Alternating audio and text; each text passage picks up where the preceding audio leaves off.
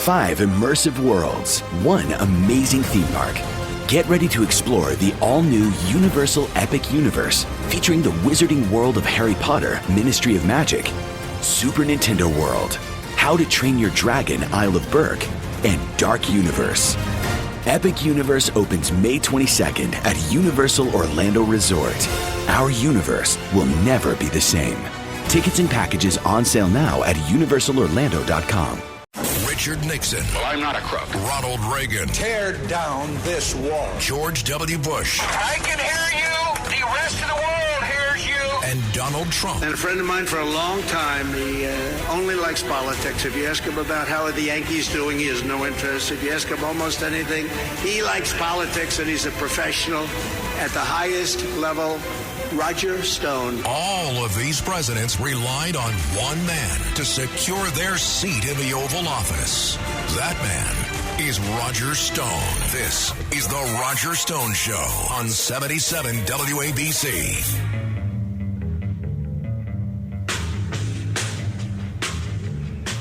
This is a Roger Stone, and this is the Roger Stone Show here on 77 WABC Radio. We're here every Sunday from 3 to 5 Eastern Time, and we talk news, politics, history, food, style, and much more. Of course, you can tune in at 770 on the AM dial, but also remember we are live streaming worldwide at WABCRadio.com. Better yet, I recommend that you download the 77 WABC Radio app to your cell phone. That way you won't miss the most powerful lineup anywhere on AM radio. I'm talking about Sid Rosenberg and Friends in the Morning, or veteran radio journalist Rita Cosby at 10 o'clock on weeknights, the offbeat commentary of Frank Morano on the other side of midnight for you night owls, and of course Curtis Sliwa is emerging as the voice of those who object to the illegal migrant invasion happening right here in New York City, but you can hear him every day at 77 WABC. You, of course, don't want to miss the undisputed queen of gossip, the legendary Cindy Adams. And then there's my pal Larry Kudlow, the original apostle of supply-side economics, the man who quarterbacked the turbocharging of the U.S. economy under President Donald Trump. Always upbeat, always optimistic, but always with his finger on the pulse of the American economy. I'd be remiss if I didn't mention America's mayor, the much besieged but quite beloved Rudy Giuliani, who is here every weekday. This guy is an Iron Man. He really has a backbone of steel. I've talked extensively here on the Roger Stone Show about the outrageous unfairness of what is being done to this great American hero. You don't want to miss the Rudy Giuliani Show, America's Mayor, again here on 77 WABC. And of course, I'd be remiss if I didn't mention Katz and Cosby, John Catsimatidis and Rita Cosby, always bringing an all-star panel to analyze the most important news stories of the day. You can hear them at 5 o'clock during the week and 8 a.m. on Sunday mornings. Kind of sets the table for the entire day. I hope you heard them this morning. I always listen in to find out what's really going on. So get your 77 WABC radio app in the App Store. Download it to your cell phone so you don't miss any of the exciting programming we have here at the most powerful AM radio station in the United States, 77 WABC. This past Tuesday, my doorbell rang at about 2:16 in the afternoon, and when I opened the door, there was a process server with a subpoena from Hunter Biden's lawyers.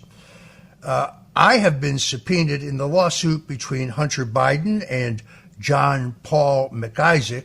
He's the Delaware-based computer repairman that Hunter Biden dropped his laptop off with and then unfortunately forgot it. Under Delaware law, after 90 days and after multiple notifications to Hunter Biden that the work he had contracted for was completed, well, the laptop became the property of John McIsaac. McIsaac, according to what I read in the New York Post, was disturbed by the content of the laptop and ultimately turned it over to the FBI. But after several years of hearing nothing, he decided to give the laptop to Mayor Rudy Giuliani. Mayor Giuliani, a very learned attorney, authenticated the material and elected to give it to the New York Post. How do I know all this? It's simple. I read it in the New York Post. In other words, everything I know about Hunter Biden's laptop, I know because I read it first in the New York Post. Mostly the incredible reporting of investigative reporter and columnist Miranda Devine. So this latest subpoena is an abuse of power. It's harassment. It's more of the lawfare that allies of President Donald Trump are being subjected to. But they're based on some cockamamie conspiracy theory spun out by this fellow Kevin Morris, who is a financial benefactor of Hunter Biden's, according to the New York Post, that hold that I somehow got access to the laptop contents from a psychiatrist in Massachusetts who I do know casually and who I once wrote the foreword for a book on Donald Trump that he wrote, when in fact the chain of custody of the laptop from the computer repair shop and John McIsaac's to Rudy Giuliani is well established. And in fact, Miranda Devine of the New York Post has completely debunked the idea that I have anything whatsoever to do with this. It's a fishing expedition without going into detail. Hunter Biden's lawyers would like all of my correspondence with many people I never heard of in my life, but other people I have heard of, but who I've never had any communications with regarding Hunter Biden's laptop specifically. This is called lawfare. It's harassment. It has several purposes. One purpose, of course, is to run up your legal bills. Because this action was brought in the state of Delaware, my wife and I need to go out now and retain a Delaware-based attorney to file what I think will most probably be a motion to quash this subpoena. But here's the real irony of it. The return date for the subpoena actually had already transpired the day before I was served the subpoena. So it kind of proves to you that this is all about public relations and the game of distraction. I'm used to it, I guess. I'm a warrior, and I understand this goes with the territory. I get blamed for stuff I have nothing to do with all the time. That's because I'm clickbait. What that means is that when any publication, right, left, or center, puts your name in a headline, whether the information is accurate or wildly inaccurate, it brings them clicks, and clicks brings them money. So it is now at this point just my lot in life.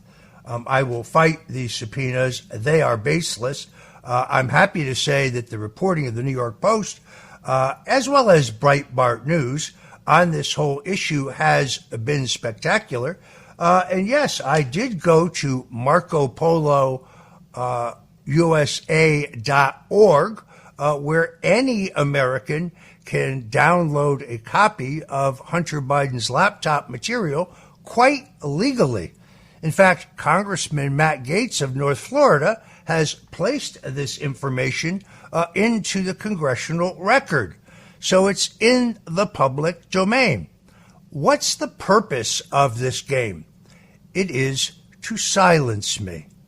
They don't want me talking about Hunter Biden's laptop right here on the Roger Stone Show on 77 WABC. You notice they're not suing the New York Post. That's because the New York Post has deep pockets and excellent lawyers, and they would not stand for such a thing.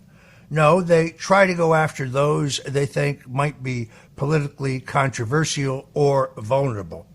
I will go out and raise whatever financial funds I need through a legal defense fund, all perfectly legal, but this is a fugazi.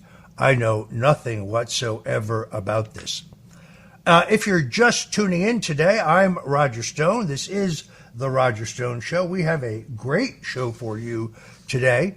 Grant Cardone, Chief Executive Officer of Cardone Enterprises and Cardone Capital, an entrepreneur, a speaker, an author, joins us to talk about money and the middle class, why putting money into buying a house, in his opinion, is a mistake, why he also thinks that saving in a bank or through a retirement fund is also a mistake, as well as using 401ks or other retirement funds.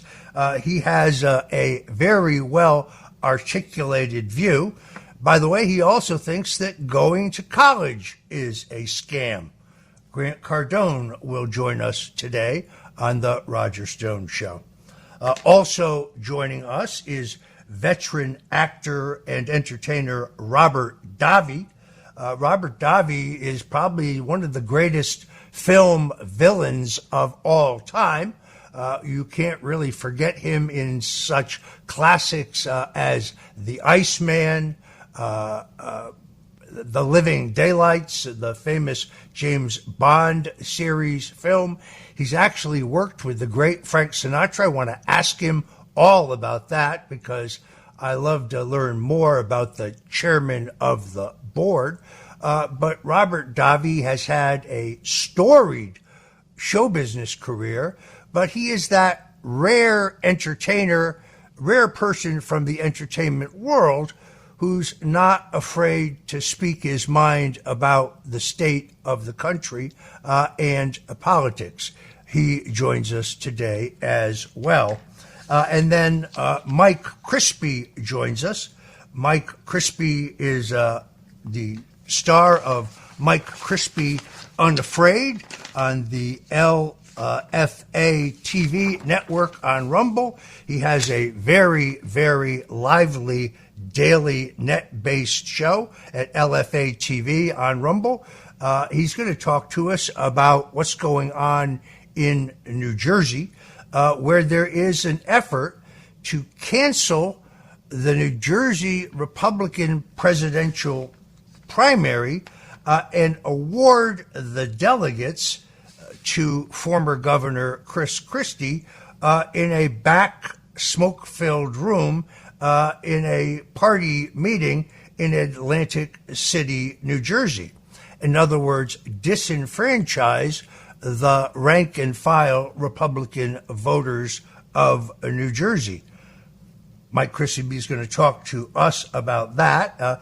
He, like Robert Davi, they're both unhappy about reports in the New York Post that the city of New York is considering replacing the statue of Christopher Columbus, now in Columbus Circle.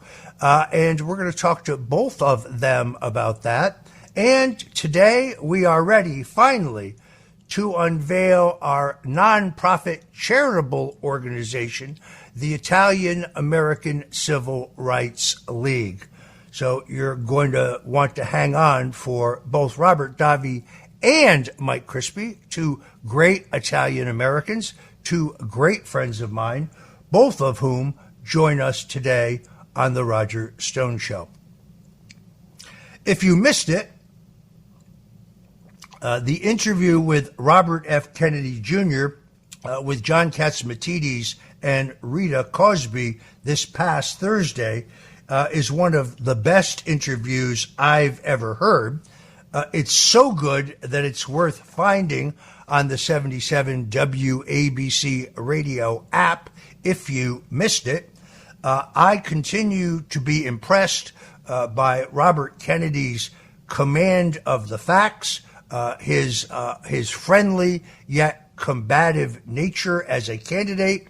What really impresses me is that I have never seen him ever in a position in which he makes a factual assertion that he cannot support it with documentation, either a government study or multiple government studies. I think he is a breath of fresh air to American politics. If you didn't hear that great interview with Katz and Cosby, folks, it's really worth finding. But here's the inside skinny.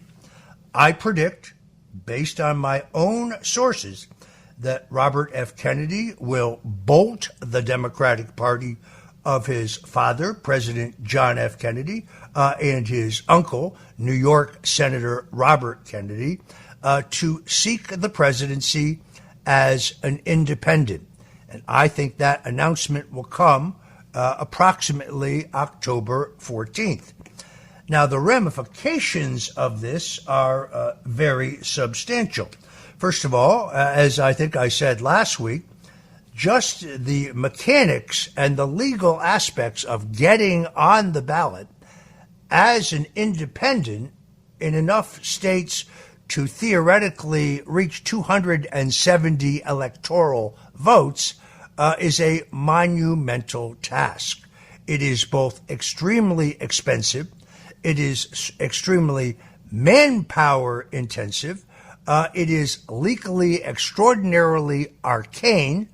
The process is truncated so that a candidate wishing to get on the ballot as an independent has to collect a massive number of valid voter signatures, but they must do so in an extremely legally compressed time frame. Remember, the laws governing how you get on the ballot as an independent or as a minor party candidate are written by Republicans and Democrats working together. And they're working together to really protect their duopoly. They don't want competition. And they write these rules in such a way that competition becomes difficult. Now, there was a story in the New York Times this past week that said perhaps, just perhaps, Robert F. Kennedy Jr. Would seek the nomination of the existing Libertarian Party. I was briefly a member of the Libertarian Party. I bolted the party of Lincoln, the party of Goldwater, the party of Eisenhower, the party of Richard Nixon, my mentor, the party of Ronald Reagan, and today the party that's been remade in the image of Donald Trump to join the Libertarian Party, quite briefly. That would, at least theoretically, give Robert Kennedy access to 30 state ballots, approximately, automatically. And now the task of petitioning his way on in the other 20 states becomes a bit more manageable. Still expensive, still arcane, still labor intensive. But my sources tell me that Robert Kennedy is not going to seek the Libertarian Party nomination.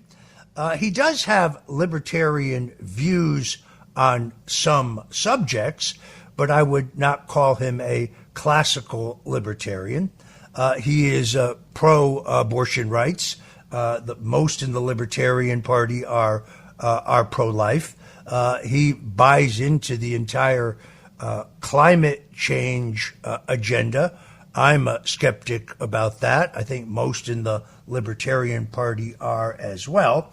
But Robert Kennedy is an advocate for freedom, particularly health freedom. But more important than perhaps all of that, he is anti-war. He is pro-peace. So it wouldn't be the most ridiculous fit in the world, but my sources tell me that RFK is not going to go the Libertarian Party route. By the way, there are people in that party who are in fact anarchists. I know that doesn't make much sense. If one is an anarchist, why would one belong to any political party? That way, when you say to them, well, the party rules say, they say to you, well, what party rules? We don't believe in party rules. Anyway, this is going to be an interesting dynamic to watch because Robert Kennedy has emerged as, I think, one of the most dynamic and interesting candidates for the presidency in my lifetime. Will he become president? I think it is a very long shot. Will he impact this race? He already has. By the way, the same can be said for Professor Cornel West. His politics are not mine, but I respect him, and he will almost certainly be the candidate of the Green Party. Like the Libertarians, the Green Party has extensive experience in ballot access. They have a national network of activists that will allow them to petition their way on the ballot in most of the states where they don't already hold permanent ballot access. But to say, as some have, that Professor Cornel West's votes would come solely from either Joe Biden or whoever the Democrat may be, that is, based on history and polling, a misnomer. When you have a minor party candidate, whether it is Ross Perot, the most successful minor party candidate in recent U.S. history, perhaps other than Theodore Roosevelt in 1912, all New York history, what you find is that many of their votes come from people who would not otherwise vote at all. So while it is true that a Kennedy candidacy may disproportionately pull from, in my opinion, probably Donald Trump rather than Joe Biden or the Democrat, or the idea that Professor Cornel West's votes would come strictly from the Democrats, that's, based on history and polling, really, really not true. Now, in politics, if you're a professional, as I am, having been a veteran of 13 national presidential campaigns, starting with Richard Nixon, through 3 campaigns for governor, later President Ronald Reagan, my service to the Bushes, at least in the recount of 1988, as well as my early and full-throated advocacy and work for Donald Trump, we don't base our decisions or our political prognostications on guesses or hunches or ideas or theories. And here's what I know. The most recent Rasmussen poll shows that Robert Kennedy's favorable rating among Democrats is 41%. His favorable rating among independents is 49%, and his favorable rating among Republicans is an astounding 56%. I would also make the case that Kennedy's skepticism about the war in Ukraine, plus his position for health freedom, and his strong position that we must close and seal our southern border, makes him, at least on issues, more like Donald Trump than he would be like any national Democrat. We'll keep you posted on this, but when he bolts the Democratic Party on October 14th, please remember you heard it here first. This is Roger Stone. Once again, this is the Roger Stone Show on 77 WABC Radio. We're here today until 5 p.m. Eastern Time, so don't touch that dial. You know, debates have always had a historical place in American presidential politics. Who can forget, of course, the pivotal Nixon-Kennedy debates, the Nashua, New Hampshire debate, where Ronald Reagan essentially buried a petulant and angry George H.W. Bush, or Ronald Reagan saying in 1984 that at age 80, he would not make an issue of the relative youth and inexperience of his opponent, Walter Mondale. Those were golden moments in American politics. But this Fox presidential debate last week was an embarrassing train wreck, virtually a food fight. If anything, the decision by Donald Trump to stay away proves to be genius. They really needed adult supervision. First of all, there were the moderators. I find it jarring to have the moderator of a United States presidential debate having a thick British accent. I have nothing against Stuart Varney. I'm sure he's a perfectly nice guy, but I personally found it jarring. The woman moderator from Univision seemed to be pushing an open borders immigration policy agenda in the shape of her questions. And then Dana Perino of CNN, she was moderating a Republican presidential debate when she was not hosting an event for the Clinton Foundation, reported only yesterday. Shouldn't moderators be completely in the center, be completely unbiased as quote-unquote journalists? And then there's the debate itself. This was more like junior high school than high school. Candidates shouting over each other, everybody trying to get the last word. I think Vivek Ramaswamy took a serious hit when it was revealed that he had actually done business with the same company in China that paid Hunter Biden. I actually think his 15 minutes are now over. He seemed, for the first time, defensive, scrambling on the defense for that matter. The Ron DeSantis once again failed to achieve the kind of breakthrough moment he needed. To me, he continues to seem wooden, scripted, almost like a deer in the headlights. At the same time, polls show his campaign in free fall. I'm not sure what happened to his razor. He had that Nixon-like 5 o'clock shadow. And of course, Nikki Haley and Tim Scott actually got into a squabble about the cost of the curtains at the U.S. United Nations consulate. Talk about little thinking when we have big issues facing the country. No, I think Donald Trump is the first presidential candidate in the history of the country to win a presidential debate by actually not being there. Folks, we have a jam-packed show for you today. If you like what you hear on The Roger Stone Show, I invite you to go to stonezone.com. It is absolutely 100% free, but you can not only keep track of these great broadcasts on WABC, because there's a portal to those, you can also read what I have to write. There is no cost whatsoever. So if you're interested in what we're doing here on the daily show, or on the weekly show, I should say, I invite you to go to stonezone.com.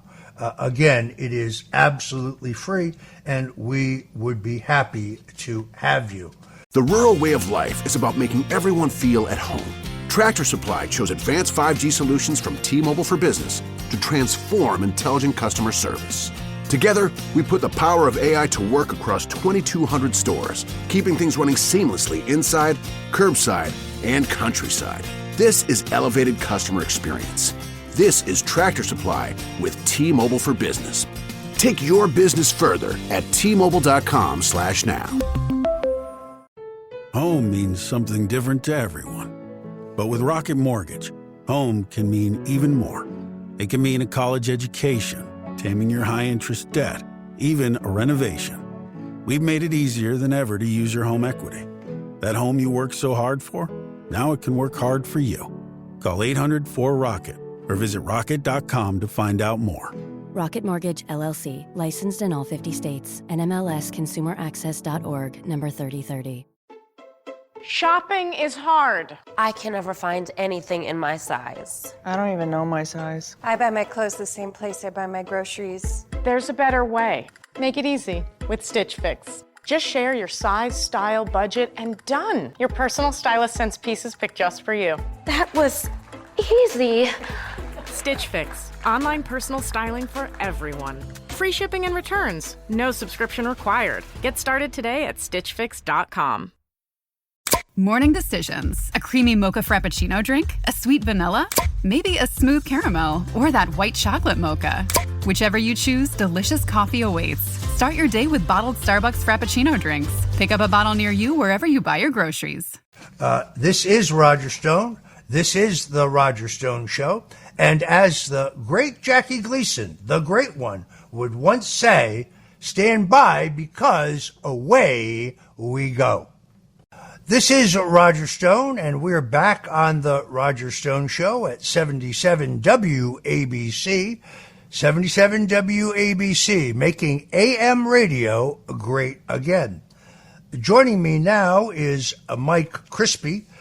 He is the star of Mike Crispi Unafraid on the LFA TV network on Rumble and various other platforms. He does an extremely lively daily show weekdays. Mike Crispi, I am honored to have you and welcome you here on the Roger Stone Show. Honored to be on, listening to WABC for a very long time since I was a little kid, and it's better than ever now that Roger Stone is on the weekend. So really excited about the show, sir.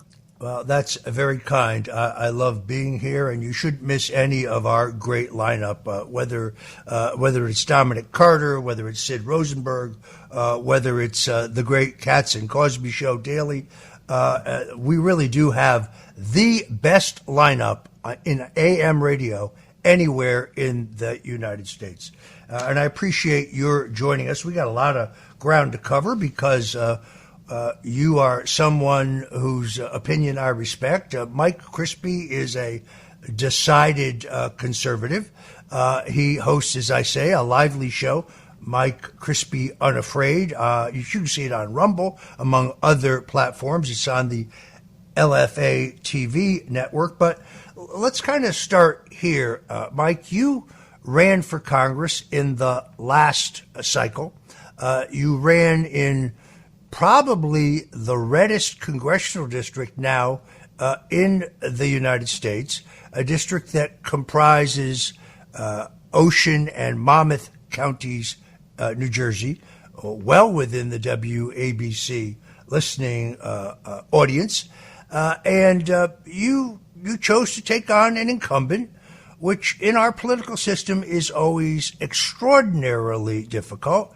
Incumbents have the built-in advantage of being able to raise essentially unlimited special interest money. They also have the advantage of tapping into these huge PACs that are run by the congressional leadership of both parties, who want to make sure that whoever is elected is committed to a certain candidate for speaker, for example. Yet when it was all over, and you ran a more than respectable race on lesser resources than your opponent, you told me that it was among the greatest experiences of your life. Tell us what it was like to run for Congress. Well, I got to say this, Roger. I mean, a lot of people out there talk, and then there are people who do it. And I encourage anybody out there who is upset about what's going on in this area, the tri-state area, New York City, New Jersey, Long Island, once incredible places that are being robbed from us. And my question is, why are we letting these sick, depraved liberals and rhinos, fake Republicans, take away our land? They say, we got to flee to Florida. No, it's time to stay here and fight. So running for Congress was incredible. You know, it's one of the most, as you said, conservative congressional districts in the whole country, most conservative in the Northeast United States of America. And I was running against the longest-serving member of Congress, Chris Smith, who's been in the backbench. And I think it's unacceptable that you have a Republican in a district like that who is voting for open borders and amnesty, who's voting for gun control, who's voting for Joe Biden's infrastructure Green New Deal scam. And this isn't just people like Chris Smith. Unfortunately, Kevin McCarthy and his ilk, time and time again, ever since this congressional session started, Roger, have done, unfortunately, what we probably would have guessed they would do, and that is give Biden every single hand up to allow him and enable him to get by without any heat. And you know this better than anybody, Roger, that the Democrats were never giving Donald Trump any passes when he was the president. Remember the shutdown and all that? So I think we got to have fighters in the Northeast, in these conservative districts, and it was an incredible experience. We almost got him. Maybe we'll do it again one day, but my message is that you got to fight and get in the game and do it, because if you don't, people who have dubious interests that are not in that of the country will do it, and we can't have that. It is a great experience. You worked very, very hard. You were an exceptional candidate. You ran what I thought was a positive campaign. You made it clear from the beginning you were an America First Republican, but you've now gone on to a very successful broadcasting career. You had done outstanding work at Right Side Broadcasting. Now you're on a couple different net-based networks. I really think when it comes to communications, radio, particularly AM radio, which is an old technology, but actually the wave of the future in terms of reaching working Americans. It's where the National Emergency Broadcast System is mounted, as well as the Internet, are really the future of mass communications. Network television is dead. Cable television, because of the exorbitant costs of both production and the cost of subscribing, is really prohibitive. We see the numbers. They're down across the board. It's not just CNN. It's not just MSNBC. It's a Fox as well. And I've joked with you that perhaps, just perhaps, you have more influence as a commentator than you have as a member of Congress. That, I guess, remains to be seen.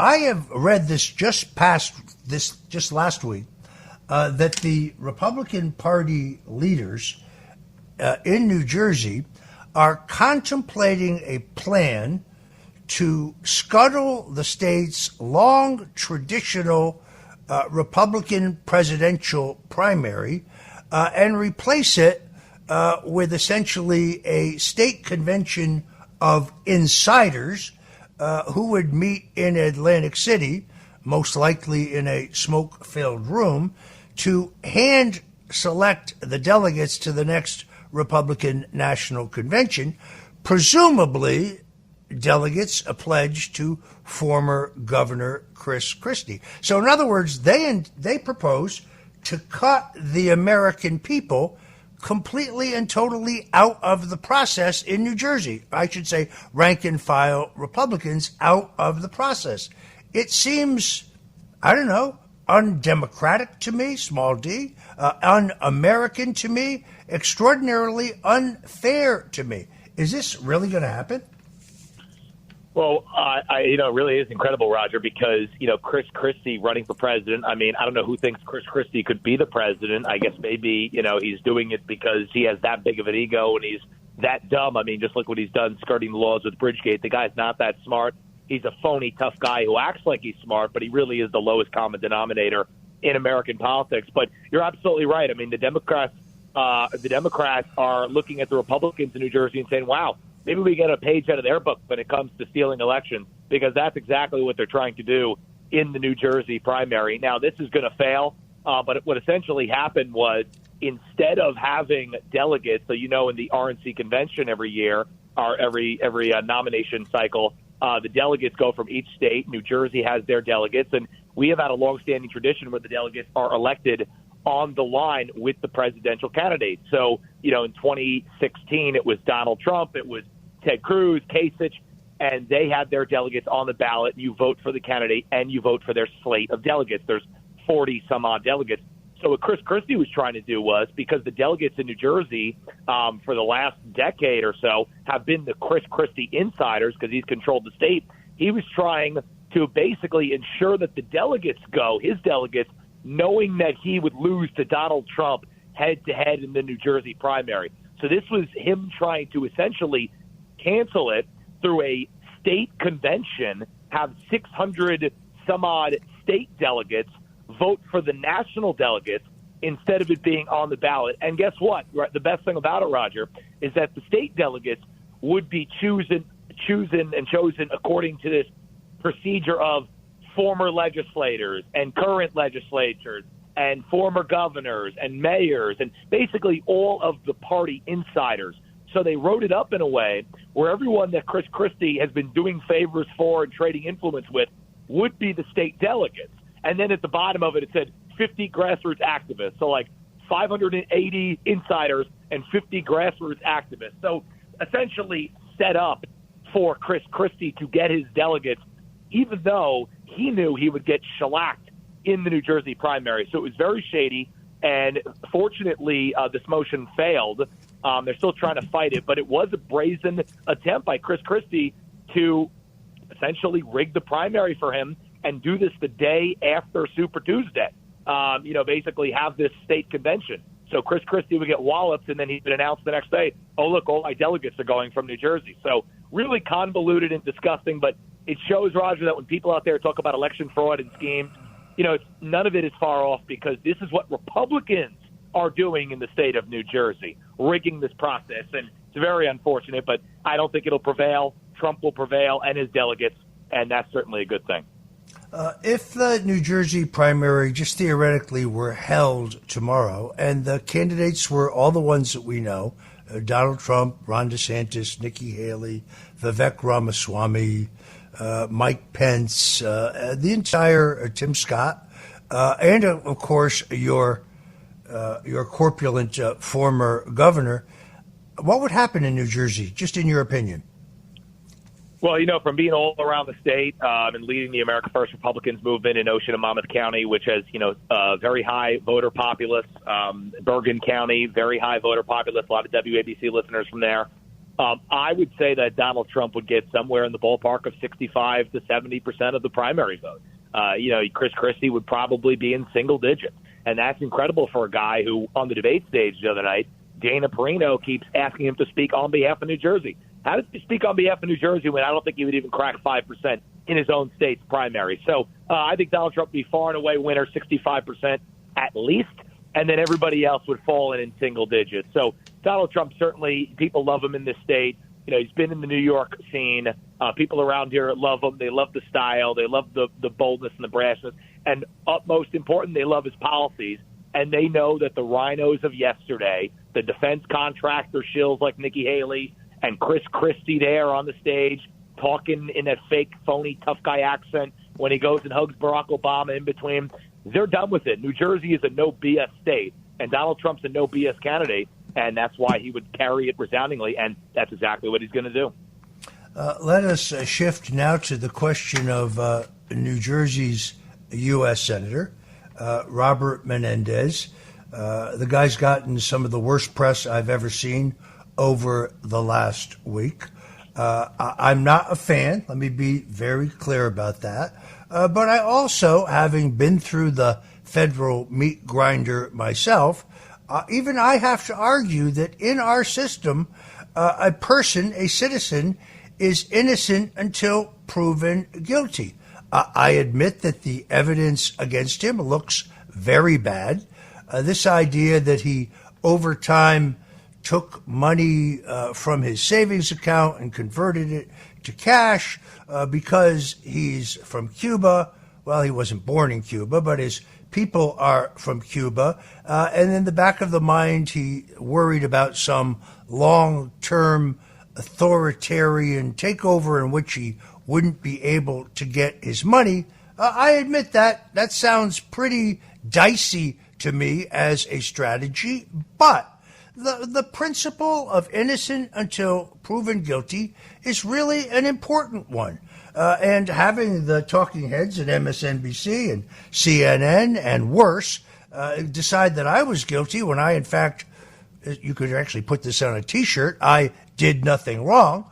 I have to admit, I have a part of me, despite the fact that I do not like his politics, and I don't even particularly like him, I do have some sympathy for Senator Menendez, considering that everybody charged by the federal government who chooses to plead not guilty and fight finds that the government has a 99% conviction rate. What's going to happen to this Menendez seat? I was surprised to see Governor Phil Murphy, rather than giving the senior senator the benefit of the doubt, say, no, he should resign immediately. The same thing of his Senate colleagues. He did, I think, wisely step aside as chairman of the Senate Foreign Relations Committee until this matter can be resolved. But is this just bloodlust of other Democrats who want the Menendez seat? Yeah, I mean, the best thing about Democrats is we always know where they stand, and it's never with any type of process, law and order, et cetera. They don't care. All they care about is maintaining and expanding their power. When somebody becomes a liability, they've made their money, they've done their deals and schemes on the inside, and when they get too big, it's a pre-understanding by everybody on the Democrat side. Once you get too big, you'll get that landing path, and you'll be put off the pasture, and they'll just replace Menendez with somebody just like him. So what's going to happen is Menendez will, in my opinion, he will get a deal, right? He'll get some type of deal. He won't do anything hard time, but he'll be on the outs because he got too big for his britches. And guess what? Phil Murphy and these people don't care about law and order and what's right and wrong. They just care about expanding the power. And right now, if you look at New Jersey politics, I'm telling you what's going to happen, Roger, is they will nominate Nikki Sherrill. She's a congresswoman in New Jersey in the 11th District, flipped it away from Rodney Frelinghuysen a couple of cycles ago. She was a pilot. She also famously said that on January 6th, members of Congress on the Republican side were giving tours of the Capitol to a reconnaissance mission, so she's a little nuts.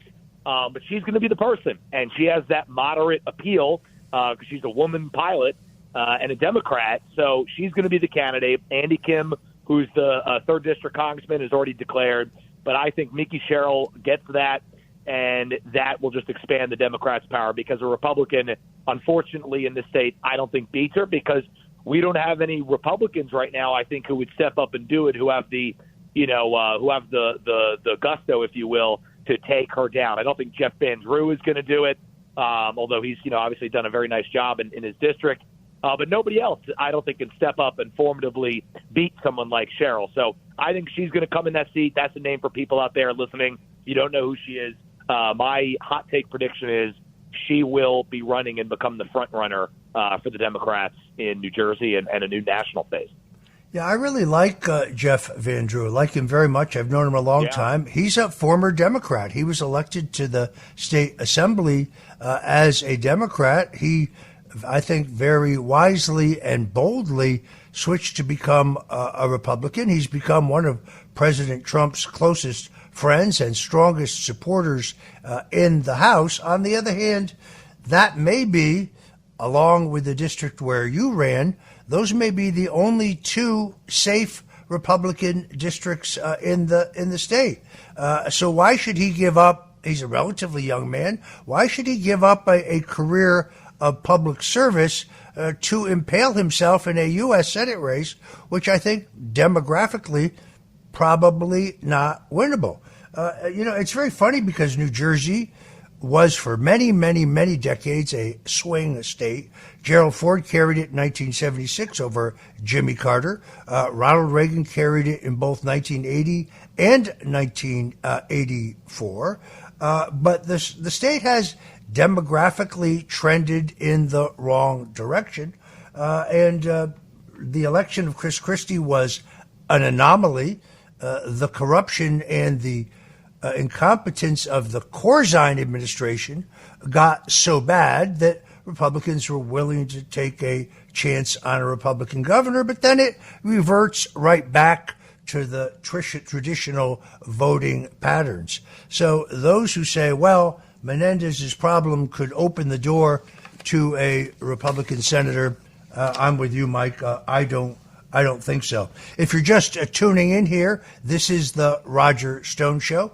I'm here with Mike Crispi, who is a longtime conservative commentator, used to be with Right Side Broadcast, now with LFA TV on Rumble, does an incredibly dynamic show every single day. Mike Crispi Unafraid. You really want to check that out, folks. And he's here talking New Jersey politics and national politics with us. Mike, you watched that debate on, I guess it was Wednesday night. I commented about it a little bit at the beginning of the show. But what was your take? Well, my take was that this is what the GOP looks like without Donald Trump. It is absolutely chaos. You just heard people yelling over each other who could be a louder supporter of defending the Ukrainian border and not the American border, virtue signaling as if it was a Democrat debate in some respects, and people taking shots and taking priority on issues that Donald Trump proved the American people don't care about. So, it's amazing when I sat there and watched, I said, this isn't even my party. Without, Donald Trump obviously changed the Republican Party forever. And when I listen to the Mike Pences and the Chris Christies and the Nikki Haley's, I say I have less in common with these people than I do have in common with them. These people want to send all the money to Ukraine. These people are giving in to the Democrats on these points. They have no sense of toughness. They're coming at Trump and blaming him for the problem as if they're Democrats. So it was a mess, and they were all just yelling over each other to see who could give the rhetorical, pre-prepared line the loudest and first. It was terrible, particularly Nikki Haley. I think she's one of the worst. She essentially is a female George Bush, the Republican Hillary Clinton in terms of personality, and she can never get anywhere near the presidency. I thought she was the biggest loser of the night, and I don't think that's even up for debate. Well, she's certainly much too hot for the medium of television. She came across much too hot. And her giant goal in life seems to be shipping billions more to the Ukrainians without any accountability. So what I thought was interesting is every candidate gave lip service to sealing our southern border, but they seem to be much, much more anxious to ship billions of more to Ukraine. And they continue to maintain this fiction, and somebody raised this and then they got shouted down, that Ukraine is a democracy. Ukraine is not a democracy. Zelensky has outlawed every political party except for his own. He has arrested every candidate who ran against him in the last election. He arrests journalists. He closes radio stations. He closes newspapers. He arrests priests. He has banned the largest religion in the country. He has said that he'll hold elections, but only if the United States pays for them. Unbelievable. Unbelievable. And don't forget, Roger, he also salutes Nazis. Remember, he was in Canada. And they had that Nazi. They said, "Oh, that's a right-wing conspiracy talking point. That there are Nazis in Ukraine." That guy got the standing ovation. Ukraine fighter, the 98-year-old guy, and he's a Nazi. So, Zelensky also, also when it comes to Zelensky, what else does he do? I mean, the guy made excuses the other day to Fareed Zakaria, interviewing him about $1 billion laundered. His defense chief, defense minister, $1 billion laundered, bought his daughter a mansion house as a wedding gift. I mean, Zelensky is terrible, and Ukraine is terrible. It's a money laundering cesspool, and whenever a candidate speaks on it so anxiously, you know where their loyalties lie, and it's not with the MAGA Trump base or any of the American people at all, and that's shameful. It's so shameful. Yeah, I feel a shift. It's really beginning. It starts among Republicans, but there's a growing skepticism among Republicans who I think started out supportive of the efforts in Ukraine because, well, the Russians wear a black hat in our society. Very few people focusing on the history of this conflict, which we've talked about extensively on this show. But I feel a perceptible shift among Republicans who now want to support Ukraine but are not prepared to ship billions more there when we have 370,000 homeless veterans in this country. Mike, I want to get to the most important topic of the day. Talk in the New York City Council, yet again, of removing the statue of Christopher Columbus from New York City. In Philadelphia, they have already removed the statue of Mayor Frank Rizzo, one of the greatest mayors in Philadelphia history. Used to be outside City Hall. It's now been put in mothballs. This is a trend to bury, to cancel Italian American heritage. And you and I and a group of our friends have gotten together to do something about it. So today we are prepared to announce that the Italian American Civil Rights League, a nonprofit charitable organization under the IRS that is incorporated in New Jersey, is not only up and open for business, but they have now posted their website. Tell us more about it. Well, yes, Roger, it's such an important issue of our time. IACRL.org. That's IACRL.org. It's a great honor to partner up with you. And, you know, we talked about this idea and you had this idea because the Italians don't have a voice. I mean, so many proud Italian Americans who built this country, who have really epitomized the greatness of what it is to come to this country, work hard, make something of yourself. You know, Italian Americans have done so many incredible things for society, and then they have no problem just having overt, disgraceful racism on display when they want to get rid of Christopher Columbus statues, rename Columbus Circle. They do things. They come at former Italian politicians, like you mentioned, in Philadelphia, because they were good people who stood for law and order and orderly, clean communities. So we're fighting back. We have formed the Italian American Civil Rights League. And that is going to be a place for people. You could join and join us in the fight. And what we're going to do is we're going to bring attention to these issues in the press. And also we will, through legal avenues, lawsuits and the likes, fight against these things. So we will go to court and we will fight against any of these people, threaten legal action. We have some of the best lawyers, Giancarlo Gioni, shout out to him, who's going to be working with us, and Paul Ingrazia and others, a legal team that is going to be ready to take this fight on anytime there is overt Italian-American discrimination. So any contributions, 100% of the proceeds go towards that, and you could join right now, IACRL.org. Membership is open, and we're going to try to build it to a point where we can do, you know, maybe an annual event next Columbus Day, but most of the proceeds are going to go towards fighting these things in the press, in the courtroom, and getting politicians to lay off the proud Italian Americans who have not had a voice. And, Roger, we're going to get involved in politics. You know, we're going to be handing out endorsements for offices so other Italian Americans across the country know who is on our side. So it's a great group. Nothing like this has existed in the last couple of decades. We're bringing it back. I'm so excited and honored to partner with you on it, Roger.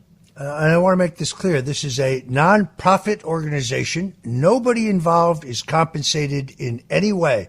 We are all volunteers. Our books are going to be available. We are duly filed with all of the legal authorities.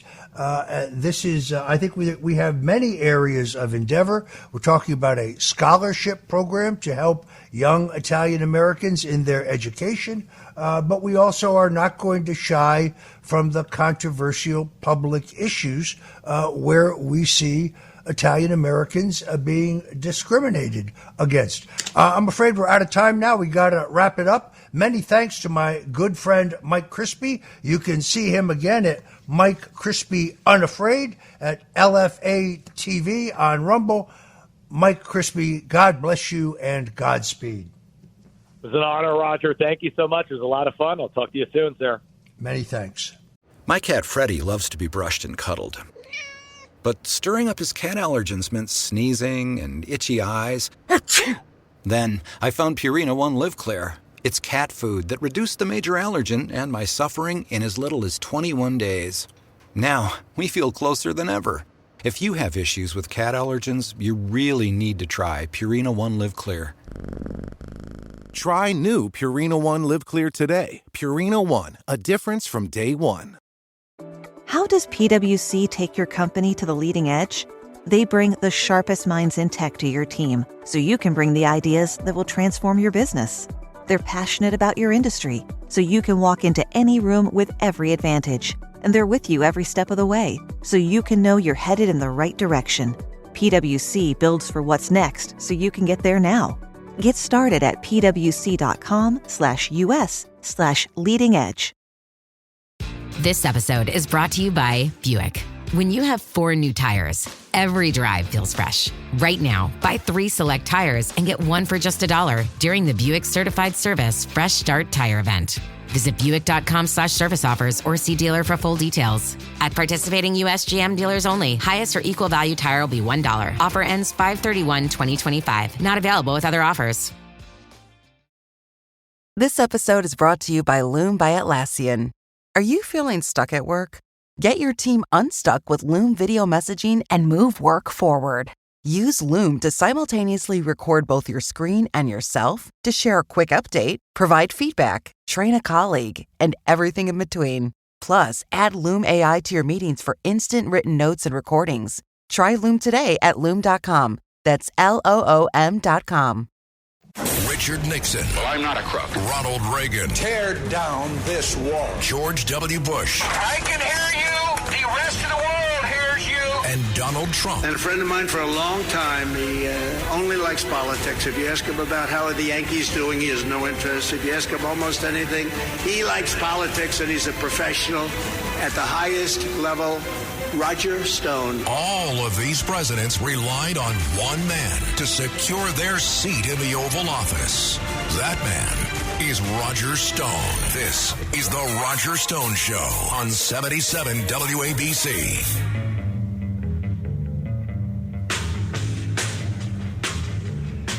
This is Roger Stone, and you're back on the Roger Stone Show at 77 WABC Radio. WABC, where we're making AM radio great again. Don't touch that 77 AM dial, or if you're out of town, be sure to tune in to us at WABCradio.com, where we are literally streaming worldwide. There's no place in the world you can't hear both the Roger Stone Show and all of the great programming we have for you here at the legendary 77 WABC. Joining us now is Grant Cardone.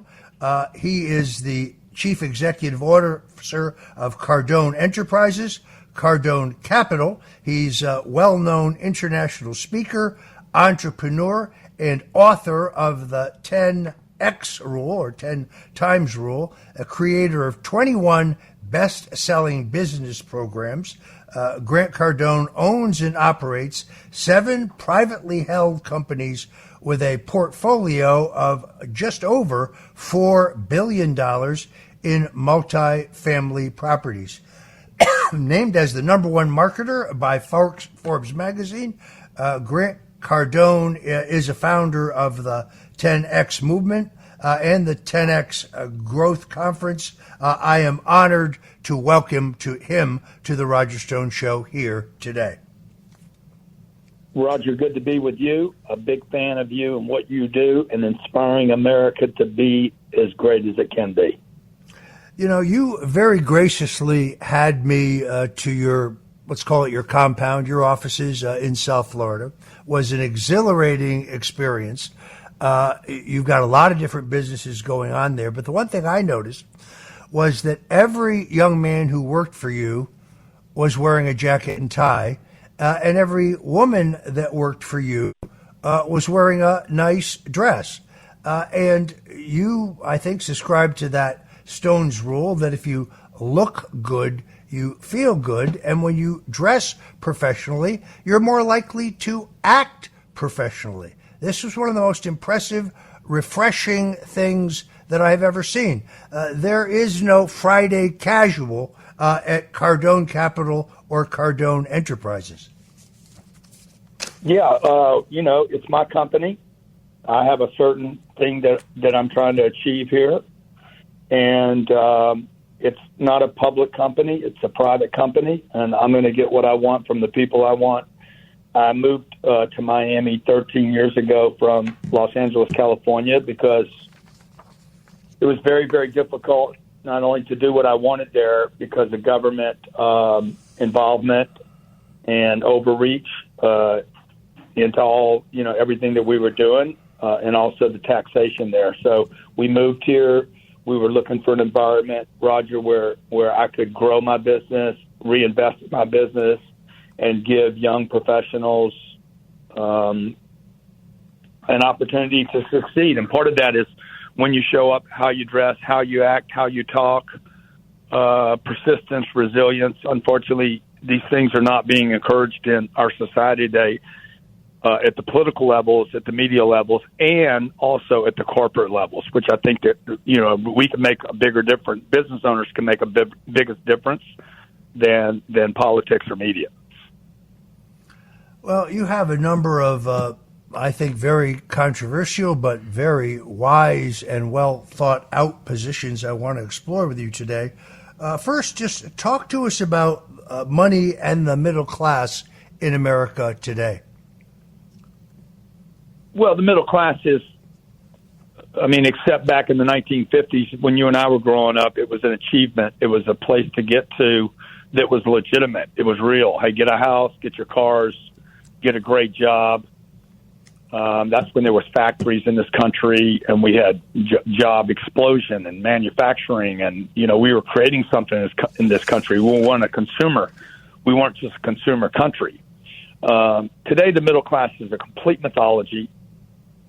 Earned income, college, saving money, IRAs, 401ks. These things are traps. Even the concept of the middle class, if you look it up, the definition of the middle class, you'll see an earner that goes somewhere between $35,000 a year, Roger, to $125,000 a year. And I don't think you can pick a city in America today where the household that earns $35,000 would be considered in the middle. They would all be considered in poverty. But the government doesn't share that data. They say, oh, no, you're in the middle class. You're good. Your kids get to go to school, a public school that's probably degraded, that's not achieving what it was in the 1960s. You're taking on debt that you don't have. The average car payment today is $770. The average house payment is going to be over $4,000. The average home's $400,000 on a salary of $60,000. It doesn't work. So the middle class is not what it used to be. And so I'm challenging people to say, wait a minute. This is not an achievement. This is not a class you want to be in. This is a stigma, not a status, called the middle class. You are an internationally renowned business and sales expert, named as the number one sales trainer in the world, number one of the 25 marketing influencers to watch in 2017 by Forbes magazine, the author of 8 books and sales and business books, including the New York Times bestseller, I love this title, If You're Not First, You're Last, and the Axiom Award winner, Sell or Be Sold. If Grant Cardone has capital today, where does he put it? Where does he invest I in? don't give it. Yeah, well, I invest heavily in myself to improve my own skill set. I've been doing that since I was 25 years old. The second thing I invest in is my business, my marketing, my people. This is the company. There's no better business, Roger, as you know, than your business. And unfortunately, people do not invest in themselves in their business today. What they're investing is Fidelity or Bank of America or Wells Fargo or J.P. Morgan, like these institutions that you guys, that the middle class has been trained and educated. Trust these people. And that is not working out for the middle class when you look at it. These are just age-old beliefs that we've adopted. So what I invest in today is me, number one. Number two, my business. And the third thing I invest in is rental properties. I own 12,000 apartments in America that are in, great cities, mostly red cities, where we take care of our tenants, take care of our investors. I get cash flow from those investments. I get the counter of deflation or the depreciation of the U.S. dollar because we've printed so much of that. So I invest in real assets. I do not invest in Wall Street. I do not have IRAs, 401ks. I do not leave cash in a bank. I believe that there'll be 300 to 600 bank failures here in the next 18 months in America. Intentionally, they will fail 300 to 600 banks, and I believe the stock market will roll over and negatively further impact people's IRAs and 401ks because those are not real assets. Do you think that we are, in fact, moving to some form of highly government-controlled digital currency, that paper money as we know it will soon be a thing of the past? Yeah, well, I think we're already there. Most people don't deal in paper anymore. If you go to if you go to one of your suit stores where I know you spend a lot of money on your clothes, and you go there and you try to drop off $15,000 in cash for 3 suits, they're not going to take your cash. They won't even take it. So we're already a digital society. If you go drop off money at the bank, you're not going to get money back instantly. It's going to be digits recorded. So it's funny that people that save money, when you and I were growing up, our parents, I'm sure your parents told you, save for a rainy day. You need 3 months of emergency accounts. Put your money in the bank. It's safe over there. But that is not true today. Okay, money is not safe at a bank. In fact, a bank is the most risky business anyone can possibly have. A lender is a risky business. And the fact that people associate banks, Bank of America, Wells Fargo, Citibank, any of these big names, they associate it with safety. And the truth is your money is depreciating in value. I'm 65 years old. The U.S. dollar, the $1 is worth 10 cents today. So if I had $1 million in 1958, that $1 million is worth $100,000 today. Even though $1 million will still show up in my balance, it is a lie. Okay, that there's $1 million there. I haven't calculated for the fact that it only buys $100,000 worth of goods and services today. So when people think they're saving money, listen to it. I'm saving my money, but the truth is I'm losing the value of my money by saving it with the banks. And in fact, the bank, if you drop off $100,000 at Bank of America, they don't even keep the money. They get rid of it as fast as you deposit it, and they lend it out. So, and they're going to lend it out as many as 10 times. So this print that we did, both Trump and Biden that printed money here in the last, and Trump printed because of COVID and because the country shut down. And then Biden, for whatever reasons he has, I think $12 trillion has been printed, Roger. That $12 trillion, people need to understand, is going to be lent out 10 times that. So you're talking about $120 trillion has been mass created digitally. And that's just the United States. China printed, South America printed, you name it, Canada printed, every country printed. So the idea that people would save their money or put it in convert pieces of paper, currency with Ben Franklin's on it, and then convert it to Fidelity, which has $7 trillion of investment dollars. BlackRock, 11 trillion, Blackstone, 1 trillion. These are massive, massive corporations that have accumulated most of the wealth on planet Earth is in the handfuls of a few people. So I think we're already centralized. Well, I appreciate your hat tip to my sartorial style, but in all honesty, I must confess I haven't bought a new suit or sports jacket in 30 years. Here's the dirty little trick.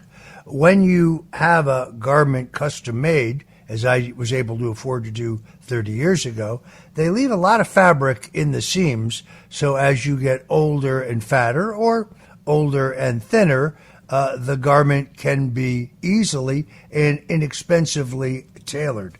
So the real answer is buy quality at the beginning, take a good care of it.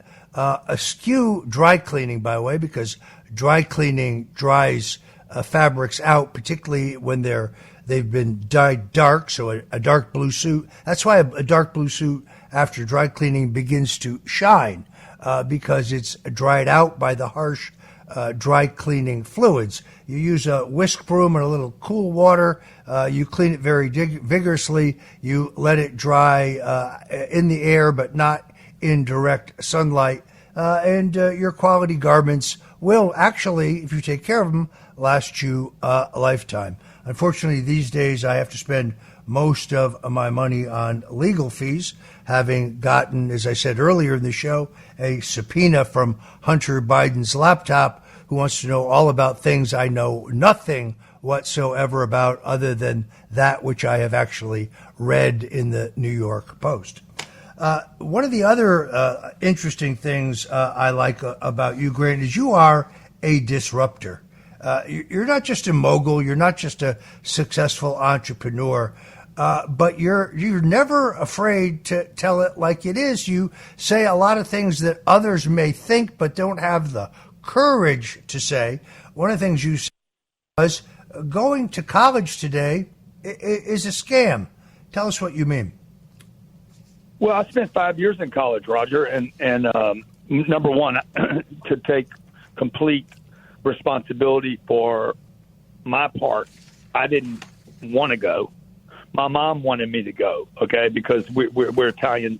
My parents were Italian descendants. They did not go to college. My dad was the first person in his family to actually go to college. So back in that time, back in the 60s, 70s, it was like, oh, you got to go to college. College is the thing. College is going to make great people. Well, college has had 60 years now, 50 years to produce great talent. And the truth is, it is no longer producing great talent. It is very, very expensive. College is the single most inflated commodity in America today, more than cars, homes, stocks, food, energy. It is by far the most inflated, okay, because the government got involved, said everybody, Roger, should go to college. We should give everybody that doesn't want to go to college a chance to go to college. We're going to give people free loans. We'll collect the money later. And what happened was the colleges started raising prices. Tuitions, books, cost of books, room and board just exploded in America. And while it exploded and more people went to college, we all know about the guy that went to Harvard and he's a barista at Starbucks. So what I'm telling people is if you do the math on college, as I have done, let's say a college costs $30,000. It takes 4 years to go there. That's $120,000 that was spent to send that individual to college. Plus, they did not earn income while they went to college. They could have easily gotten a job that earned $40,000. That's another $120,000. So that individual needs to earn $250,000 to break even. This is the statistics on college. 60% of the people that go to college are still not out at the 4-year mark. 46% are still not out at the 6-year mark.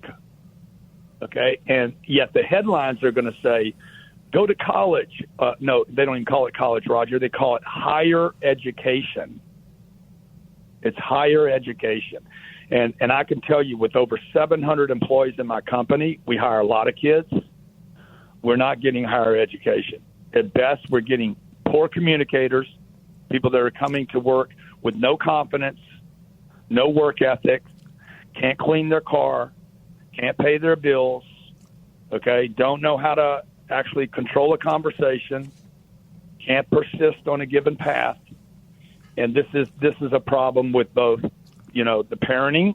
It's a problem with the lower education or primary education, the first 12 years. And it's certainly a problem with college. So I got a kid that works for me right now, 24 years old, young black man, came to work for me. He's been here 2 years and 2 months. He'll make $550,000 this year working for me. And he told me 2 days ago, he says, Mr. Cardone, I could have come here 4 years ago, and I would be $2 million ahead, and I wouldn't have any college debt because of what I've learned working with you. Yeah, your mentorship of young entrepreneurs, young businessmen and women is one of the most laudable things about you, one of the most impressive things about you. Folks, if you're just tuning in, this is the Roger Stone Show. We're talking to real estate investor, disruptor, mogul, founder of Cardone Capital, Grant Cardone. He is a regular commentator and guest appearing on Fox News, Fox Business, CNBC, MSNBC. He has written for Forbes, Success Magazine, The Business Insider, The Huffington Post, Entrepreneur.com. When Grant Cardone speaks, people in the business world listen. We're honored to have him today. Grant, let me go back to your list. You touched on this, but what do you think of the claim by Robert F. Kennedy Jr. That companies like BlackRock and Vanguard are purposely, systematically buying up all of the single-family housing stock in the country for some nefarious purpose? Well, I don't know if it's nefarious or not.Ey're doing what they do. What do business people do? Business people want to get bigger. And those companies that BlackRock's an $11 trillion company. Vanguard's, I don't know, probably $10 trillion. They're not done growing. They want to grow more. They want to get to $20 trillion. So what do? You buy assets. I don't blame them for that. If me, you, and Trump sit down and play poker, I like both of you guys, but my job is to beat you. It's not, while I like you, I want to take all your money from you. So that's the same thing in business. These guys want to get bigger, so they have to buy assets. What's a good asset to buy?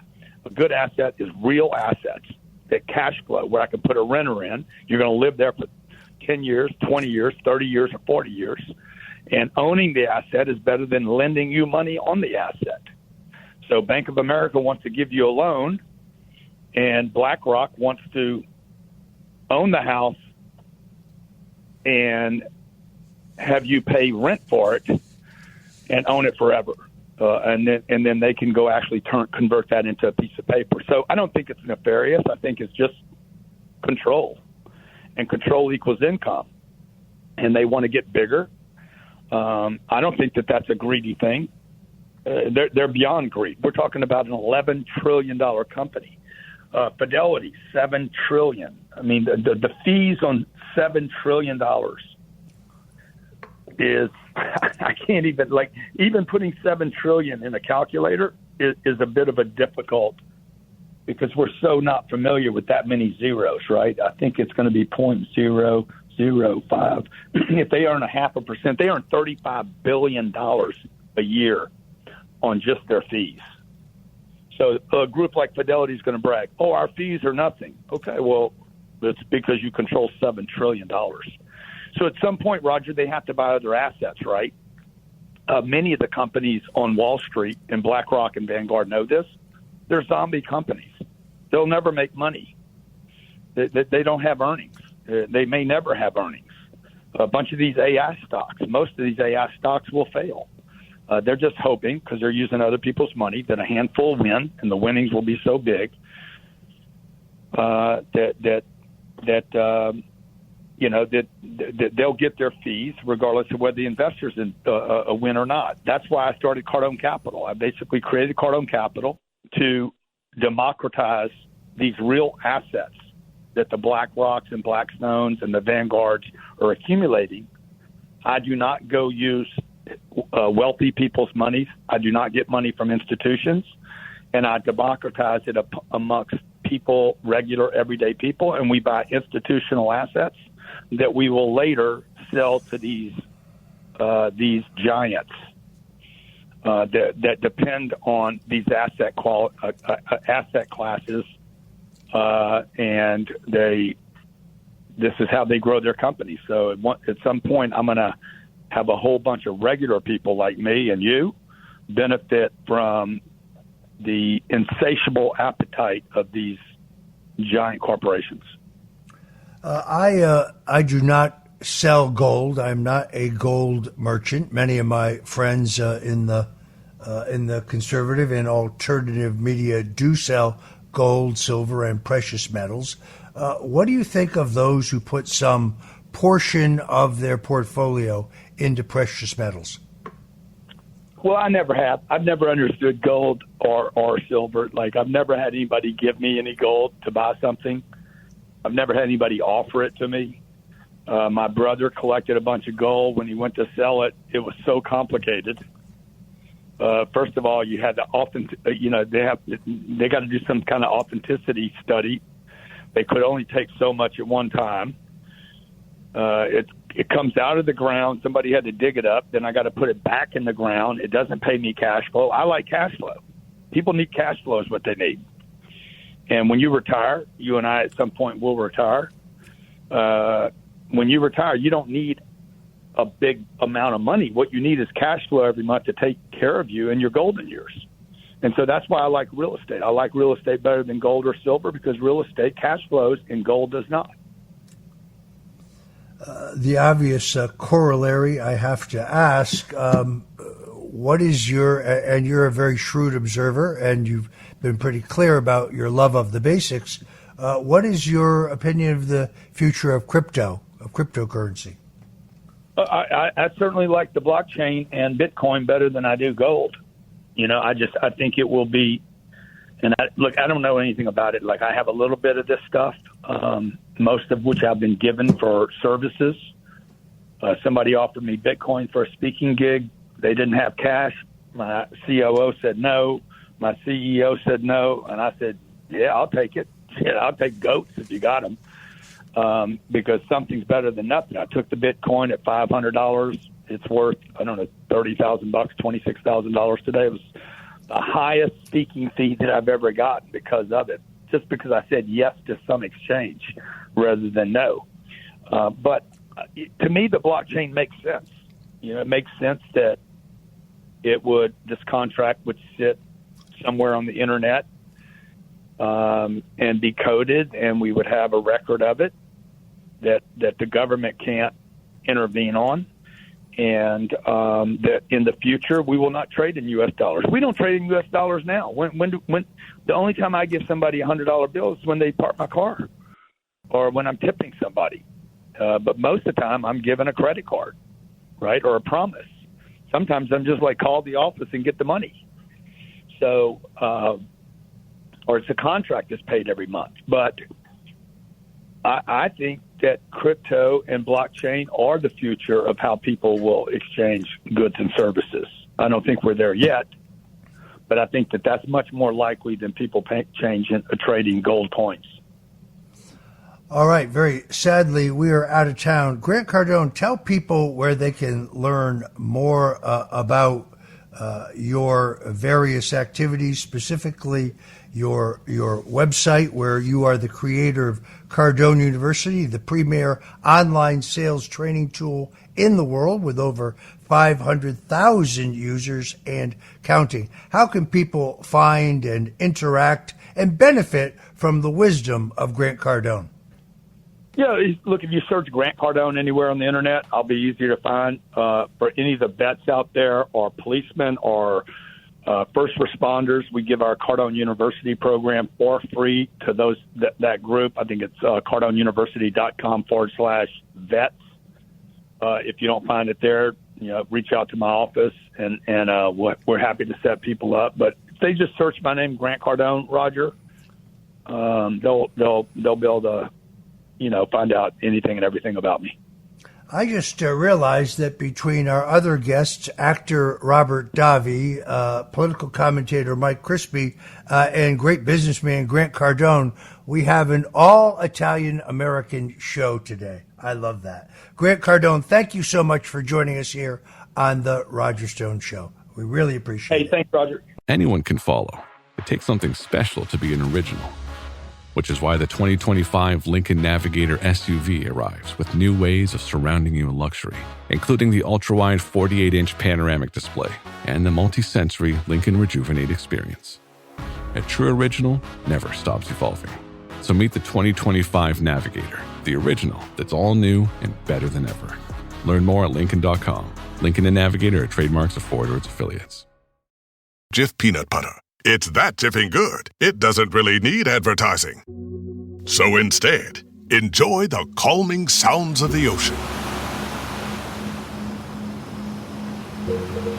Jif. Ooh, it's that jiffing good. Get your Jif at Jif.com. PMS, pregnancy, menopause. Being a woman is a lot. Ollie supports you and yours with expert solutions for every age and life stage. They just launched 2 new products exclusively at Walmart. Period Hero combats bloat, mood swings, and more during PMS. And Balance Perimeno to support hormonal balance, mood, and metabolism during perimenopause. Grab yours at Ollie.com. Ollie! These statements have not been evaluated by the Food and Drug Administration. This product is not intended to diagnose, treat, cure, or prevent any disease. This episode is brought to you by Factor. Optimize your nutrition this year with Factor, America's #1 ready-to-eat meal service. Factor's fresh, never frozen meals are dietitian approved, ready to eat in just 2 minutes. Choose from 40 weekly options across 8 dietary preferences like Calorie Smart, Protein Plus, and Keto. Eat smarter at factormeals.com/listen50 and use code listen50 for 50% off plus free shipping on your first box. Factormeals.com/listen50, code listen50. T's and C's apply. Richard Nixon. Well, I'm not a crook. Ronald Reagan. Tear down this wall. George W. Bush. I can hear you. The rest of the world hears you. And Donald Trump. And a friend of mine for a long time, he only likes politics. If you ask him about how are the Yankees doing, he has no interest. If you ask him almost anything, he likes politics, and he's a professional at the highest level. Roger Stone. All of these presidents relied on one man to secure their seat in the Oval Office. That man is Roger Stone. This is the Roger Stone Show on 77 WABC.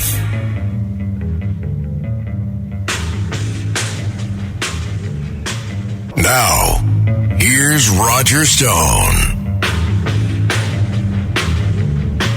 Welcome back. I'm Roger Stone, and this is the Roger Stone on 77 WABC Radio. Today, it is my great honor and privilege to welcome a true friend. Robert Davi is an international multi-dimensional star of the first magnitude. He is not only an award-winning prolific actor with over 150 films to his credit, but he is also a screenwriter, director, producer, and what some may not be aware of, an extraordinary jazz vocalist. Robert Davi, thank you so much for joining us today on The Roger Stone Show. Thank you for having me, my dear friend. So you have made the move from California to the free state of Florida. Let's start there. How are you enjoying life in the Sunshine State, and how is your family? Well, we're wonderful, thank you. First off, as you know, I came from New York originally, born there, went to California in 1977 because Sinatra brought me there to do a film, finished one that we started in New York called Contract on Cherry Street. Stayed in Los Angeles for 46 years. It was beautiful, terrific. And slowly it became I won't use a profanity, but it was some kind of a bad hole that it became. And it was unsafe I felt for my family, and those that wanted came with me to to Florida, and I love it here. We live in Tampa Bay, and it's amazing. Yeah, it really is, I think, the last best vestige of freedom. That is not an understatement, although it would be unrealistic for us to think that the problems that are engulfing the rest of the country will not ultimately manifest itself here. It's interesting that as this flood of literally millions of illegals fled the country over our southern border, they are shipped out across the country, including to Florida.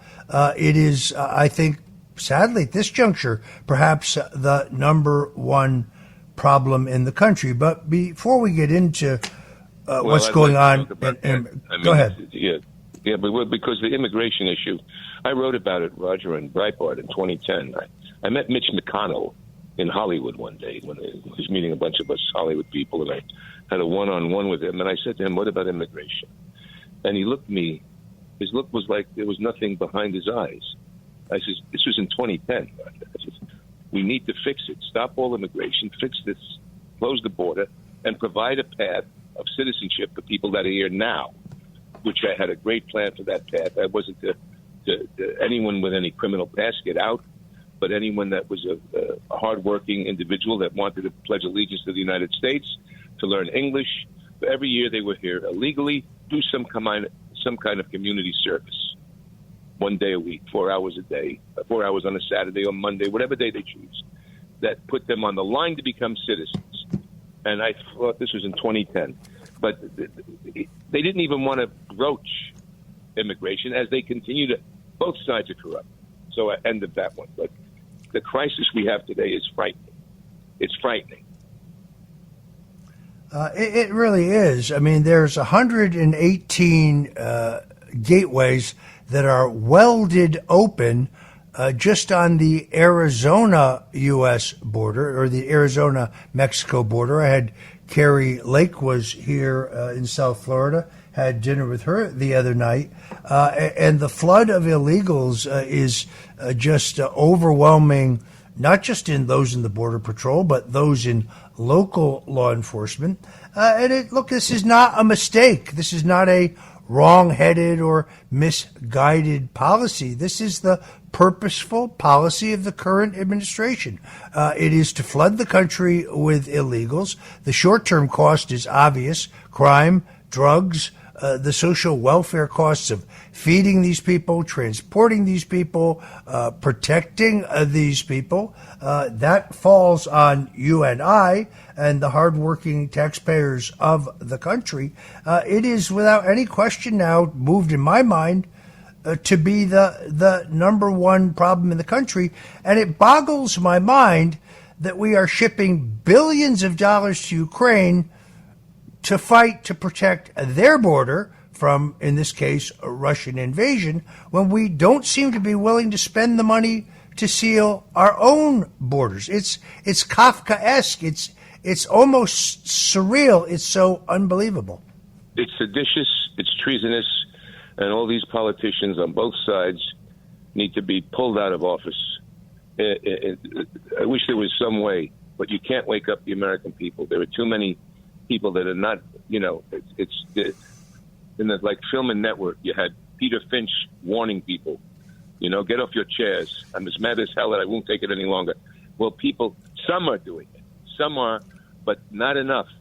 And then the minute some people, like what the insurrection thing that happened there that they talk about, that ad infinitum, that was in response to watching our country get destroyed for 2 years and the Democrats doing nothing. And I mean, it's corrupt. It's corrupt. Our government is corrupt, and it's unfortunate. Not that long ago, I had an actor friend come visit me in South Florida. Very, very well known. Someone you would know, Robert. A very good guy. Thinks like you and I do. And he said, do you want to have dinner? And I said, great. Where do you want to go? And he said, well, could we go someplace where we won't be seen?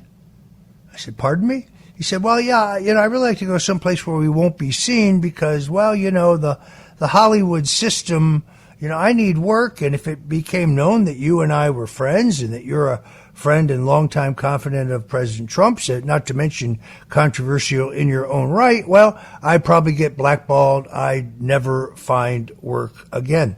I follow your writing for Breitbart and your media appearances. Incredible film you made recently about, of all things, Hunter Biden, back in the news today. You are fearless, and you don't seem to care about the potential negative impact on your career. Now, maybe it's just because you are so incredibly talented, but my hat's off to you because you really have an enormous amount of courage. Thank you, Roger. Well, of course, it affects. There are people there. You know, my manager will say, "Hey, they were offering you this," and then we think it's going to come in, and it goes up the tank, and then somebody somewhere says, "Oh no," and that's true. I've had that told to me personally, face to face, and also in 2016, I was offered tons of stuff if I would have denounced Trump at a certain point. They say, name your ticket from a head person who had an emissary tell me, if you come out now, blah, blah, blah, and I wouldn't do it. I can't. And the thing about Hollywood is that they want diversity in every aspect of your life except thought. And, it's shocking to me that they are so immersed, they're marinated in an extreme left-wing elite idealism that is out of touch with the common man. I grew up with a father worked 3 jobs, died at 56 years old. Mom died young. Different world, a different world. And I understand progress. I'm all for progress. I'm all for wonderful things happening in our world, in the environment, and energy and progress. I'm all for that. But I'm not ready for sedition. I'm not ready for, they want to say that the Italian American came over in the turn of the century, by droves. Well, my grandparents from Sicily and Naples came over, as I'm sure yours may have from certain areas. But they had to have a place to stay. They had to have a sponsor. They had to have a potential job, and they had to have health certificate, and they had to have a few dollars. And people want to equate it. Like, I think AOC came out and said, well, they came across from 1850, 76, 86, and to whatever it was, to 19-something, it came in massively, much more. What? And no one challenges them. And you know what gets me sick, Roger, more than anything? The Senate and the Congress, these guys, I'm watching anyone watching the hearings, these inquiry. You get a left-wing guy up, and he's like yelling and saying this, and you get the Republican up there, except for Nancy Mace, who kind of but where's the passion? And the same thing happened in the debates. The debates had no, they had no humor, they had no charm. The debates, they had a lot of intensity, but not the humor and charm that you need to seduce or to get a point across. Anyway, I digress. I'm sorry. Forgive me. No, it's actually very, very good. I agree with you. Look, I'm the ultimate political junkie. I had to turn that debate off. People shouting over each other, all of it with these pre-scripted, pre-memorized lines. Everybody trying to insult everybody else. No, I'm sorry. There wasn't a Ronald Reagan in that crowd. There wasn't a Donald Trump in that crowd. There was not a statesman or stateswoman in that crowd. You had a bunch of venal politicians, career politicians, with the exception of Vivek, and I think his 15 minutes may be over, but all trying to top each other with no spontaneity, nothing entertaining or interesting about it. The only thing worse in politics than being wrong is being boring or being unpredictable. So that, they say, I want to close the border, but we've got to stand with the people of Ukraine. Well, how about closing our border first before we ship billions more unaccounted to a war in Ukraine, where everything we're being told, in my opinion, based on military experience experts I talked to, including General Michael Flynn, almost all of the war propaganda we're being told in the United States is wrong. It's just propped up to get those with the levers of power and the checkbook to write bigger and bigger checks. The country is spinning out of control. Look, I'm an optimist. I want to think that this current head of steam by Donald Trump, which is unlike anything I've seen in 13 political campaigns for president in 45 plus years in American politics, I've never seen anything like this resurgence. And the fact that it just seems to be true that the harder you hit him, the harder you try to frame him for some non-existent crime, the stronger he gets. And his personal mood, because I spent time with him not long ago, a lesser man would be under the bed. This guy is cheerful. He's optimistic. He's determined. He's resolute. He's funny. He's in a terrific mood. Yet he knows he's in the fight of his life. His life. You know, it's funny. In 2016, the day he announced and came down that escalator, I wrote on Breitbart that he was going to be the one and why and the whole idea of it all. And I framed it all out. And I says, I know that Donald Trump, the end statement was, I know that Donald Trump has a knockout punch. My only question is, how hard is his chin? That's the last statement I say in this article, after telling what the populist movement and what the government, same stuff that they're doing today, but now it's on steroids, how we're getting ruined, and why he needed to be the president. How hard is his chin? My gosh, have we not seen how hard his chin is, Roger? I mean, think about that. It's astounding. No, he's literally the toughest guy I know. Look, I worked for Richard Nixon. He was a very tough guy. I worked for Senator Bob Dole. They told him he'd never walk again. He'd never have the use of his arms or his hands again. He'd never be able to feed himself again. He was hit by a shell in World War II. He just through sheer determination and self-imposed physical therapy, he battled his way back to being not only completely functional, but one of the greatest men of the 20th century. These were very tough, gritty guys. But neither one of them, I must say, as tough and as resilient as Donald Trump. This decision in New York State, which I covered yesterday, it's like got a Mad Hatter quality to it. First we find you guilty, then we'll have the trial. I've never heard of such a thing. Yeah. You defrauded the banks. Well, wait a minute. He paid the banks back in full. They made a handsome interest rate on their money, and they had their own lawyers and appraisers, as they have to do by law, looking at everything. This is, and there's never been a decision like this. There's no precedence for this. Robert, it's not just that they want to fine him. Hello? Historic properties in Manhattan. They want to take away his business certificates so he can never do business there in New York State again, state where he was born. They want to fine him heavily. And then when his lawyers make a perfectly reasonable argument in his defense, the lawyer fines them and sanctions them because he didn't like their arguments. This is Alice in Wonderland. It's seditious. We can't call it. See, I think we have to say there are traitors in our government. There are traitors in our legal system, our justice system. That's traitorous. What they're doing to him. Donald Trump, I remember when he took over the Wollman Rink and the big brouhaha with that. They couldn't get it done for 8 years. He got it done in 4 months and saved so much money. Then you have the what he did from the Commodore Hotel and how he built he likes beauty. He likes New York. And now they want to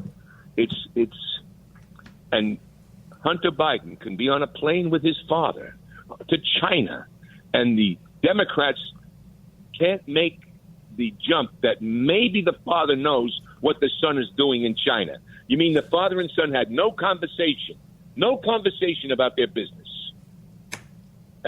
And this is where if I was on that board yesterday, I would have looked these idiots in the eye and I said, you guys are all seditious. You're liars and you're traitors. If you mean to tell me you have a son or a daughter and you're on a plane ride for them for 25 hours or whatever it might be all over the world, and you're not going to describe, what are you doing today, son? Who are you meeting with? Just that alone. And they want to make every excuse in the world, and then they bring up Trump. Yeah, it is really spectacular. It's hard to watch.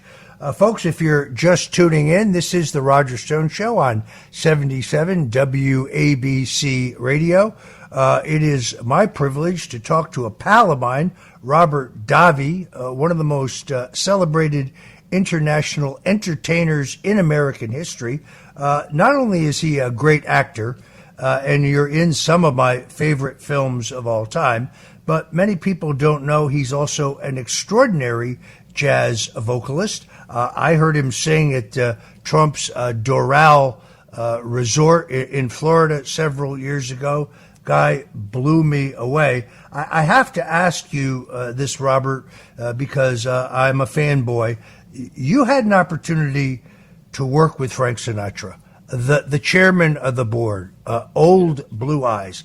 I'm a gigantic Sinatra fan. I liked him in his Tommy Dorsey period. I liked him in his Old Blue Eyes. I liked him when he came back from retirement. I think I probably have everything he's ever recorded. What was it like to work with one of the greatest entertainers of all time, Frank Sinatra? Well, first off, I probably first heard him in utero because I'm a 50s baby. And of course, he was at his apex in the 40s, and then he had a little dry spell, and then back again after 51, 52, with Nelson Riddle. And in the Italian immigrant family, there were two figures, the Pope and Sinatra, and not necessarily in that order. Because what Frank Sinatra did for the Italian-American immigrant and not only for the Italian-American, but he was the first singer to come out against anti-Semitism and racial bigotry. And he felt very deeply. He had a tremendous intensity, he could get upset and anger. To me, he was wonderful. He was very, very supportive over the years because I met him in 1977. And the first day I saw him on the set, I had already shot a scene, and he looked at me and he pointed. He says, "That stuff I saw you dailies. You're terrific. The most real stuff in this movie. You're great." Blah, blah, blah. And then subsequently, over the years, he introduced me to people and got me. I was a forceps baby, and he saw the scars on my neck from this forceps, and he showed me his, and he says, "You're a forceps baby." I said, "Yeah." He goes, "Me too." He says, "Don't let those things bother you." And I mean, he was just. I got fired from a restaurant in New York. I won't mention the restaurant. I've mentioned it before, but I won't mention it because this is a big ABC radio station in New York, all over the East there. And I got fired from this place unjustly. And this lit a little fire under myself to go out and get more acting. I was studying. I was a member of the acting studio, working with Stella Adler, studying opera, all this other stuff. But now I had to find a job, doing some plays, but film. And this film Sinatra was doing came aboard. I said to my agent, "Did you put me up for it?" He says, "Yeah, but Sinatra's using all his old friends." On a whim, I went up. I get this part. Now I'm co-starring with Sinatra in this film. Harry Guardino was one of the actors in it. I tell Harry Guardino that I got fired from this place in New York City. He goes, "Oh, all right." I told him, "Could you believe it?" And why I got, unjustly fired. We're filming. About a month and a half later, he goes, "Come on, the old man wants to have dinner with us." I go, we get in the limo, we drive. Billy Rizzo was there, another guy who I won't mention the name, and we drive uptown and turn around and right in front of the restaurant that I got fired from. I look at Harry, he has a smile. I look at Frank, he's got a cat grin on his face. He goes, "Come on, let's go eat." We go into that restaurant. Well, the manager that fired me was there. He turned. I've never seen anyone turn so white, especially because we were with someone else who actually controlled all the restaurants in New York. And that was it. He told Frank that story. Frank hated injustice. Frank would read a thing on the newspaper that there was a family that was hurt and the fire ruined their home and they don't have, and he would say, send them $500. This is back in the day, $500 worth of groceries. And then he'd think, you know what? They don't have a refrigerator. Send them a new refrigerator. I mean, if there was an artist that was suffering, he would send them money anonymous. He was called Mr. Anonymous. Richard Burton did a wonderful tribute to him, calling him Mr. Anonymous, because he refused when somebody got a job that was hurting, and he loved America. His mother was a big Democrat. They were Roosevelt Democrats at the time. But he made the transition, he was a big supporter of JFK, as you all know. But he made that transition to a conservative. And I would just wonder what he would think about what he's seeing in the country today. Yeah, I had my own experience with him when I was working for Ronald Reagan's reelection in 1984. Frank Sinatra came to Hoboken, New Jersey to do a rally. He had a grudge against Hoboken. He hadn't been willing to come back in decades. My parents, who lived in Connecticut, they were working class folks, and they were just as excited about meeting Frank Sinatra as they were about meeting Ronald Reagan. And Frank was in a good mood. And when I introduced him to my mother, he turned to me and he said, "You're Sicilian, aren't you?" And I said, "Yes, sir, we are." And he said, "Roger Stone, I never would have thought it." And I said, "Well, some clerk at Ellis Island. What can I say?" And he said, "Kid, do me a favor." I said, "Yeah." He said, "I'm going to leave here in an hour. Can you get somebody to go to Grimaldi's under the bridge in Brooklyn? We're flying out of Teterboro, and grab me a couple pies to take with me." And I said, "Yes, sir, I'll have somebody take care of it." He was incredibly nice, extraordinarily nice to my parents. He was a great man. I'm probably still, to this day, his biggest fan. All right, Robert Davi, unfortunately, we have to wrap it up there. I want to thank you very, very much for making the time for us on this beautiful Sunday to join the Roger Stone Show. And now that I know you're just up the road in Tampa, we got to break bread soon. God bless you, my friend. And we don't have to hide. God bless you. And listen, let's keep that Columbus statue up. Yeah, absolutely. Absolutely. We talked about that early. God bless you, and many thanks once again, Robert Davi.